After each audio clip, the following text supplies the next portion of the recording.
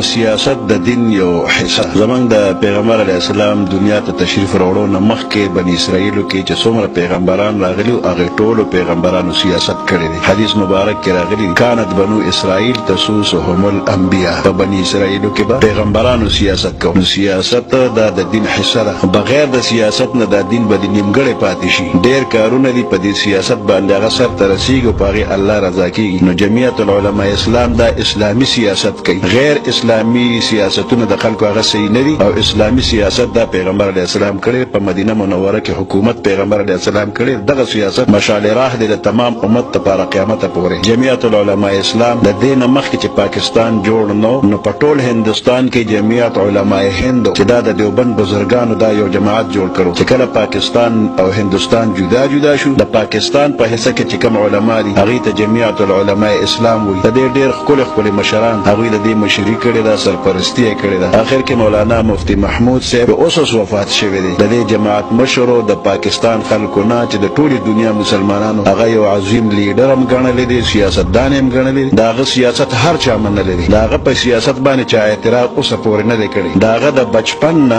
دا نظریه وه چې په دې ملک باندې انګریزان چې حکومت کوي نو دا ملک نه ایستل غواړي. د ډي خان په پرایمري سکول کې یو ځل یو انګریز افسر راغلی معاینې دپاره. ماشومانو نه یې تپوس کو، په قطار کې اول چې کوم ماشوم و هغه نه یې تپوس کوي ته چې تعلیم وکړې نو ته به څه کارنامه کوې؟ دا ماشوم چې پاڅېد نو دی ورته وایي زه چې تعلیم پوره کړمه زه به د دې ملک نه انګریز وباسمه، دا ملک به د کافر انګریز نه ازادوم. دا خبره چې وکړله هغه ماسټر وغیره ډېر زیات خفه شو. افسر چې لاړو نو دا ماشوم یې راپاسه و یو پړق یې ووهه او ورته یې ته به څه کوې؟ دغه خبره یې بیا تپوس وکړه، ویې وویل اول به تا د ملک وباسم وروسته به انګریز وباسم. دا ماشوم مفتي محمود نو د دې ملک دپاره د فایدې دپاره مفتي محمود د پیدایش نه د ماشوموالي نه دغه نظریه وه چې اسلامي نظام راشي او دا کافر انګریز د دې ځای نه وځي. اوس د هغه بچی مولانا فضل الرحمن صاحب د پاکستان د علماو مشر دی. د هغه په قیادت کې د اسلام دپاره ډېر کارونه کېږي. د کافرو د نظام په دې ملک کې راوستو د هغې دپاره مخنیوي کېږي. موجوده انتخابات را روان دي، په دې کې د جمعیت العلماء اسلام چې کوم